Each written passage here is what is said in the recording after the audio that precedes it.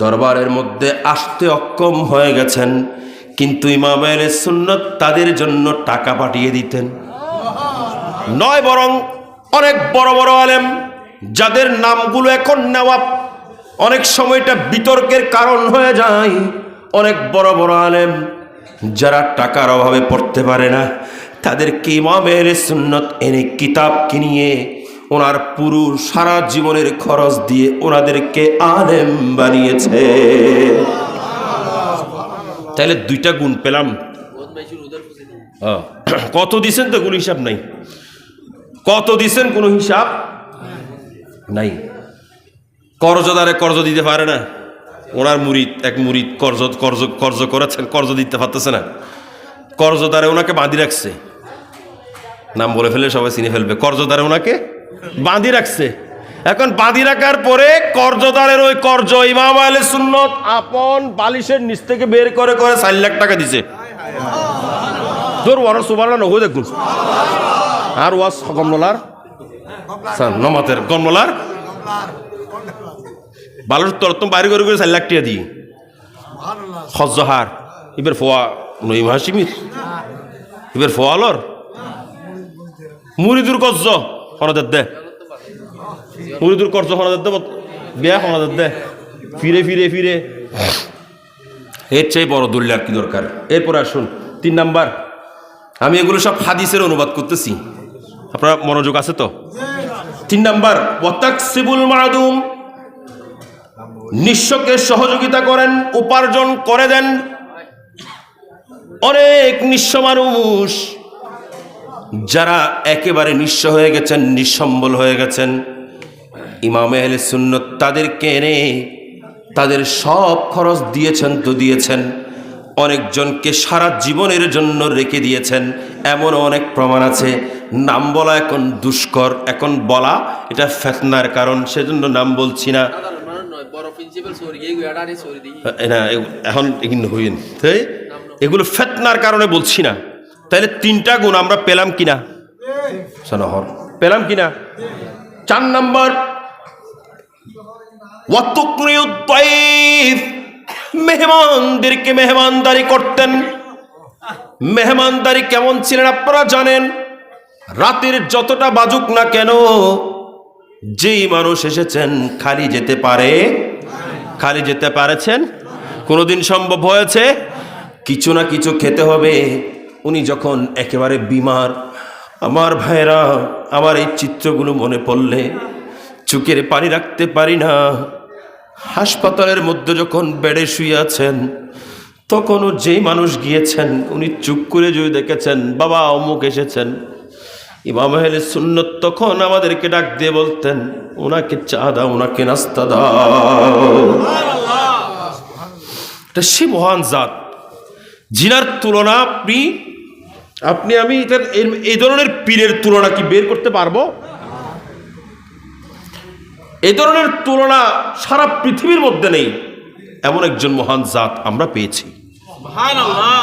কথা বলেন ঠিক না বেঠিক? এরপরে আসুন, ওয়াতুইনু আলা নাওয়াইবিল হক, হক পথে দুর্দশাগ্রস্ত যারা, দুঃস্ব যারা, দুর্যোগপূর্ণ অবস্থায় পর্যন্ত সমস্যায় পড়ে গেছেন, এই সমস্ত জনগণকে সেবা করা। ইমাম আহলে সুন্নাত আপনারা দেখেছেন অনেকজন মানুষের ঘর ভেঙে গেছে, ঘরের টিন কিনে পাঠিয়েছেন। অনেক মানুষের ঘরের টিন কিনে পাঠিয়েছেন, অনেক মানুষকে ঘর বেঁধে দিয়েছেন। অনেক সময় বন্যার কারণে বিভিন্ন জায়গায় যখন প্লাবন হয়ে গেছে, মানুষের ঘর বাড়ি ধ্বংস হয়ে গেছে, বিশেষ করে আনোয়ারা উপজেলার ওদিকে ইমাম আহলে সুন্নাত হুজুর কিবলা এখান থেকে ঘর থেকে উনি বিভিন্ন জিনিস পাঠিয়েছেন, টাকা পাঠিয়েছেন, উনি ওখানে টিন পাঠিয়েছেন, উনি মানুষকে ঘর বাঁধে দেওয়ার জন্য টাকা দিয়েছেন, সিমেন্ট কিনে দিয়েছেন, ইট কিনে দিয়েছেন। সব কিছু কিনে দিয়ে ইমাম আহলে সুন্নাত তাদেরকে সহযোগিতা করেছেন। দুঃস্থদের সহযোগিতা করে ইমাম আহলে সুন্নাত জানিয়ে দিয়েছেন আমার রাসূলের এই গুণগুলো, যে 5টি গুণ আমার রাসূলের যে 5টি গুণের কথা বুখারী শরীফের শুরুতে মা খাদিজাতুল কুবরার বর্ণনায় মা আয়েশা সিদ্দিকা আমাদেরকে বর্ণনা করে জানিয়ে দিয়েছেন। এই গুণগুলো আবার মা আয়েশা সিদ্দিকা হযরতে সাইয়েদনা আবু বকর সিদ্দিকের বেলায় ঘোষণা করেছেন। এই গুণগুলো আমাদের পীর মুর্শিদ ইমামে আহলে সুন্নাত আপন অন্তরে ধারণ করে, আপন চরিত্রের মধ্যে ধারণ করে আমার মতো আপনার মতো যারা এই ধরনের মানুষ যারা এখানে বসে থাকবো আমাদেরকে শিক্ষা দিয়ে গেছেন। তোমরাও যদি আমি ইমামে হাশিমির সত্যিকার মুরিদ হয়ে থাকো, সত্যিকার প্রেমিক হয়ে থাকো, তোমরাও এই গুণগুলো নিজের মধ্যে ধারণ করে নাও। এর চেয়ে আর কিছু দরকার আছে? কথা বলেন না, আর কিছু দরকার আছে? সিদ্দিক আকবর রাদিয়াল্লাহু তাআলা ইনার এমন, সিদ্দিক আকবর রাদিয়াল্লাহু তাআলাকে আল্লাহ এমন ভাবে নির্ধারণ করেছেন, এমন ভাবে নির্বাচন করেছেন যিনার প্রত্যেকটা চরিত্র ফুলের মতো পবিত্র। সিদ্দিক আকবর আজকে জুমার মধ্যে আমি আলোচনা করেছি, আজকে জুমার মধ্যে যে আয়াতে কারিমা এটাও সিদ্দিক আকবরের শানের আয়াত। এখানেও বর্ণনা হয়েছে সিদ্দিক আকবরের যখন খেলাফতের মসনদের মধ্যে, এটা আমি জুমার দিন বলেছি, ওখানে বলেছি আজকে আমাদের মদিনা মসজিদে, সিদ্দিক আকবর রাদিয়াল্লাহু তাআলা আনহু উনি কেমন ছিলেন যখন খেলাফতের মসনদে, আমাদের যে সমস্ত দেশের প্রধানমন্ত্রী, দেশের কোনো রাষ্ট্রনায়ক নয় বরং দেশের যে কোনো নেতা যখন কোথায় বসেছেন? মসনদে। আচ্ছা বলেন তো, বুড়ের আগের দিন তার সঙ্গে দেখা করার সুযোগ ছিল, বুড়ের পরদিন আর সুযোগ আছে না নামাতের? আর দেবেন নেবে রে ডাহা গেই দে, এটা জন থাকতে পারে শেষ এবার দেশও তাইব না। কিন্তু সিদ্দিক আকবর কেমন ছিলেন? সিদ্দিক আকবর যখন আমার রাসূলের ইন্তিকালের পরে, কারণ সবাইকে তো যেতে হবে, ঠিক না ভাই? ঠিক। এই দুনিয়া এটা থাকার জায়গা, এই দুনিয়া এটা থাকার জায়গা। আচ্ছা এখানে আরেকটা কথা বলি, আমার রাসূল যেখানে দুনিয়া থেকে পর্দা করেছেন সেখানে দুনিয়ায় কেউ থাকতে পারবেন? তাহলে আমার রাসূল বলতেছেন তোমরা যেহেতু দুনিয়া থেকে যেতে হবে তাইলে দুনিয়ার সামান তোমাদেরকে অবশ্যই জোগাড় করতে হবে। কথা বলেন ঠিক কিনা? দুনিয়ার সামান যদি আপনি জোগাড় করেন নাই তাহলে আপনার মতো বদবখত, আপনার মতো দুর্ভাগা আর কেউ হতে পারে। দুনিয়ার সামান আমাদেরকে অবশ্যই জোগাড় করতে হবে, নিশ্চয়ই এটা আমাদের জন্য অবশ্যই নাজাতের ওসিলা হবে। তো হযরতে সাইয়েদনা রাসূল আবু বকর সিদ্দিক রাদিয়াল্লাহু তাআলা যখন উনি খেলাফতের মসনদের মধ্যে বসার পরে আবু বকর সিদ্দিক রাদিয়াল্লাহু তাআলা উনি আগে যেমন মানুষের জন্য বিভিন্ন সহযোগিতা করতেন, এমনকি ওনার এলাকার মধ্যে যত মহিলাদের কাছে ছাগল ছিল, ভেড়া ছিল, ছাগল ভেড়া আছে না, ছাগল ভেড়াগুলো সবগুলোর দুধগুলো হযরতে আবু বকর সিদ্দিক দহন করে দিতেন। সুবহানাল্লাহ। অনরসল আয় দুধ দুই দিন বাবা জায়েদ ভাই আমাদের দিদার ভাই চল জায়েদ ভাই দুধ দিব না। সিদ্দিক আকবর পুরো এলাকার যত ছাগল ছিল সবগুলোর দুধ দহন করে দিতেন সিদ্দিক আকবর। মেয়েরা সকাল হলে ওনার কাছে নিয়ে আসতেন নারীরা। তখন যখন উনি খেলাফতের মসনদে বসলেন, বলেছে উনি তো এতদিন করেছেন ঠিক, কিন্তু এখন আর করবে না। কেন? কারণ এখন তো তিনি খেলাফতের মসনদে, এখন ওনাকে গিয়ে আমরা বলবো কেমনে আর উনি করবো কি? উনি তো কোনোদিন করবে না এইসব কাজ, কারণ উনি খেলাফতের মসনদে। হযরত সাইয়েদনা আবু বকর সিদ্দিক রাদিয়াল্লাহু তাআলা আনহুর কানের মধ্যে খবর গেলেন, উনি সঙ্গে সঙ্গে এলাকার মধ্যে এলান করে দিলেন, এলাকার মধ্যে পাবলিসিটি করা শুরু করলেন। ও এলাকার নারীরা, তোমরা যারা মনে করেছ আমি আবু বকর সিদ্দিক এখন খেলাফতের মসনদে, আমি তোমাদের ছাগলগুলোর দুধ দহন করে দেব না, তোমরা ভুল ধারণা করেছ। তোমাদের যত ছাগল বেড়া বকরি আছে নিয়ে আসো, আমি আবু বকর সিদ্দিক এগুলোর দুধ দহন করে দেব।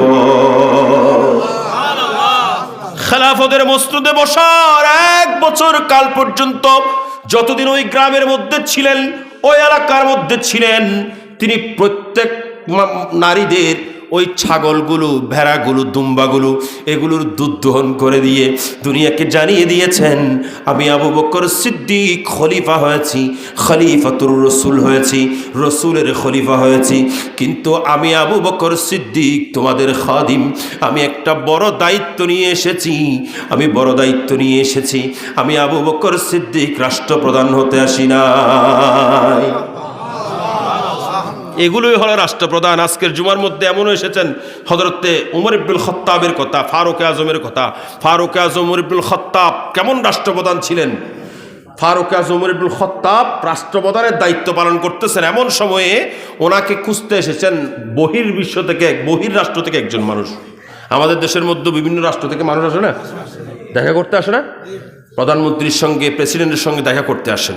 তো উনিও প্রেসিডেন্টের সঙ্গে দেখা করতে আসছেন, যিনি অর্ধ পৃথিবীর শাসনকর্তা, এক স্টেটের নয়, এক স্টেটের নয়, অর্ধ পৃথিবী, অর্ধ পৃথিবী যিনি শাসন করতেন, ইনার নাম ফারুক আজম উমর ইবনুল খাত্তাব।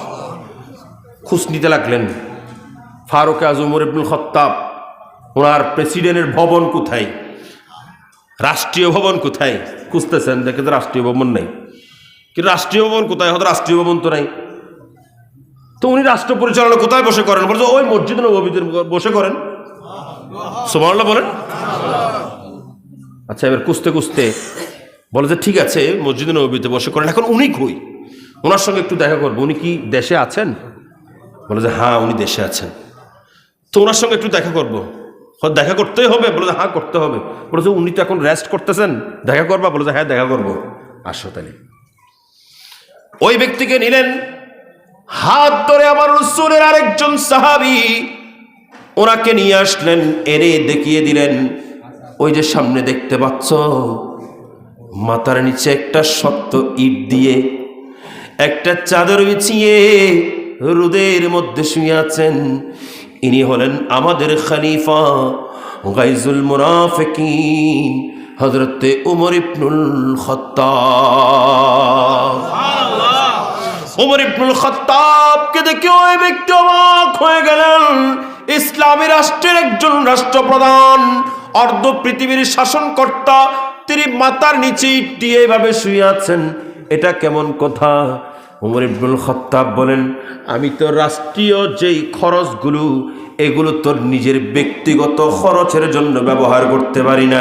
উনি রাষ্ট্র থেকে মাত্র 2 দিরহাম নিতেন, 2 দিরহাম। ওনাকে 2 দিরহাম বাইতুল মাল থেকে দেওয়া হতো। ওই 2 দিরহাম দিয়ে উনি ওনার খরচ, ওনার পুরো পরিবারের খরচ চালাতেন।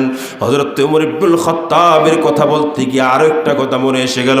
হযরত সাইয়েদনা আবু বকর সিদ্দিক রাদিয়াল্লাহু তাআলা যখন উনি ওনার শাসনামলে, উনি যখন ঘরের মধ্যে, যেহেতু পরিবার পরিজন আছে, এনাদের খরচ চালাতে হবে, সেজন্য ইনি বিভিন্ন কিছু নিয়ে বাজারের মধ্যে বিক্রি করতে যেতেন। কাপড় বুনে বুনে বাজারের মধ্যে বিক্রি করতে যেতেন। হযরত উমর ইবনুল খাত্তাব বলেন, ও খলিফাতুর রাসূল, আমিরুল মুমিনিন, আপনি যদি এইভাবে বাজারের মধ্যে সব জিনিস বিক্রি করতে যান, তাহলে আপনি যে এই রাষ্ট্রীয় কাজগুলো করছেন, এগুলোর মধ্যে ব্যাঘাত হবে। আপনি এগুলো করার দরকার নেই। আপনি একজন রাষ্ট্রপ্রধান, আপনাকে সেফ থাকতে হবে, আপনার উপর হামলা হতে পারে, আপনাকে সেফ থাকতে হবে। সিদ্দিক আকবর মানে না, সিদ্দিক আকবর মানে না। ফারুক আজম অনেক সাহাবীদেরকে একজোড়ো করলেন, সবাইকে নিয়ে মিটিং করলেন। হযরত সিদ্দিক আকবরকে ঘরের মধ্যে ডেকে এক জায়গায় বসিয়ে ওনাকে সিদ্ধান্ত নিলেন, আপনি আজকে থেকে আর বাজারে যাবেন না, আপনাকে আমরা বাইতুল মাল থেকে কিছু টাকা দেব, এই কিছু অর্থ দিয়ে, সামান্য কিছু অর্থ দেব, এগুলো দিয়ে আপনি পরিবার পরিচালনা করবেন। আবু বকর সিদ্দিক সবার পীড়াপিড়ির কারণে উনি মেনে নিয়েছেন। উনি মেনে নিয়ে উনি এগুলো দিয়ে সামান্য কিছু টাকা দিতেন, এগুলো দিয়ে পরিবার পরিচালনা করতেন। করতে করতে একদিন আবু বকর সিদ্দিকের আহলি আসলেন, এসে বললেন, ওগো খলিফাতুল মুসলিমিন, আমার অনেক দিন ধরে মন চাচ্ছে আমি একটু মিষ্টি খাবো। মতন না কি হাইম দেওয়া আসানা নাই, আর গরত ব্যাকিম বরবাদ হয়ে যাচ্ছে, আসানা নাই, ফসায় ফসায় ফেলাই দিদি, আসানা নাই। খলিফাতুল মুসলিমিন, খলিফাতুর রাসূল, ওনার স্ত্রী বলতেছে আমার একটু মিষ্টি খাইতে মন চাচ্ছে। একটু মিষ্টি আনেন আমার জন্য, একটু মিষ্টি আনিয়েন। সিদ্দিক আকবর বলল যে এই টাকাগুলো আমাদের জরুরতে খরচ করার জন্য দেওয়া হয়েছে, এই টাকাগুলো দিয়ে আমি তোমার জন্য এক্সপায়ার খরচ করব, এক্সট্রা খরচ করব, আমি তোমার জন্য মিষ্টি কেনার টাকা দেওয়া হয় নাই। সুবহানাল্লাহ কবেন, আরো বড় করে হন। এখন খলিফার আহলিয়া যে টাকাগুলো কর খরচের জন্য আছে, তো মেয়েরা তো 1 পয়সা 2 পয়সা করে জমাইতেও আছে, 1 পয়সা 2 পয়সা করে মেয়েরা জমায়। তো উনিও কি করলেন, সামান্য সামান্য করে জমালেন, একটু একটু করে সামান্য সামান্য করে জমালেন। সামান্য সামান্য করে জমিয়ে উনি বিভিন্ন জিনিস, ছোটো ছোটো ঘরের ছোটো ছোটো জিনিস যেগুলো বিক্রি করার দরকার, এগুলো বিক্রিও করেছেন, এখান থেকেও কিছু অর্থ জমিয়েছেন, কিছু অর্থ জমালেন।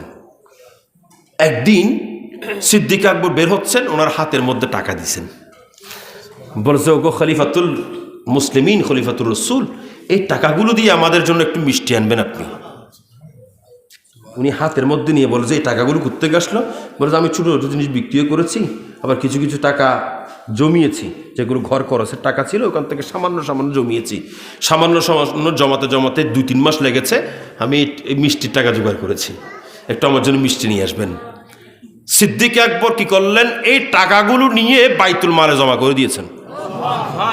একটু বড় করে বলেন, বাইতুল মালে জমা করে দিয়েছেন। জমা করে উনি মিটিং ডেকেছেন, সাহাবীদেরকে ডেকে বলেন আজকে থেকে আমার জন্য যে টাকা নির্ধারণ হয়েছে, এই টাকা যেগুলো এখন আমি জমা দিলাম, এগুলোকে ভাগ করে যতটুকু পরিমাণ পড়ে সেই পরিমাণ অর্থ আমাকে কমাই দিবা। কারণ আমাকে যে অর্থ দিয়েছে সেখান থেকে একটু একটু করে জমা রেখে মিষ্টি আনার জন্য টাকা দিয়েছে, তাইলে এই টাকা আমার লাগবে না, এইগুলো আমাকে কম দিবা, এই পর্যন্ত টাকা আমাকে কম দিবা, যাতে করে আমার টাকার মধ্যে স্পেয়ার টাকা, অতিরিক্ত টাকা যেন না থাকে। সুবহানাল্লাহ। এটাই হলো আবু বকর সিদ্দিক, এটাই হলো খলিফাতুর রসুল। ইনাদের জীবনী শোনা মানে ইনাদের জীবনী থেকে কিছু জিনিস আমল করা। আমি কথা শেষ করছি, একটা কথা আমরা বলে যাব। এখন শীতের মৌসুম, কির মৌসুম, আপনারা রাস্তার মধ্যে হাঁটলে দেখবেন অনেক মানুষ এইগুলি দিকে ঠান্ডায় আছে না, নাই আছে না, অনেক মানুষ ঠান্ডায় একেবারে, কিন্তু আমরা একটা জায়গায় 6টা পড়েছি, আছে না, নাই, আর বুঝিনি, একটা জায়গায় 6টা পড়েছি। তো আমাদের ঘরের মধ্যে যেগুলো স্পেয়ার আছে, আমার এখন প্রয়োজন হচ্ছে না, আমার প্রয়োজন হবে না, এমন কাপড় সুন্দর সুন্দর আছে না, নাই, ফাড়া গিন্ন আবার নোয়াগিন গম্মিন, অনেক ভালো কাপড় আছে না। আমরা এগুলো ওই মানুষদের মাঝে যখন বিতরণ করতে পারবো, তাহলে আমি ওই আমার রসুলের হাদিসের অনুসরণ করা হবে। কথা বলেন ঠিক কিনা? আল্লাহ পাক আমাদেরকে বুঝার, এগুলোর উপর আমল করার, প্রত্যেককে ইমাম আহলে সুন্নতের ফয়েজ অর্জন করার তৌফিক দান করুন। আমিন। وآخر دعوانا أن الحمد لله رب العالمين رب صل وسلم وبارك عليه والسلام عليكم ورحمة الله وبركاته.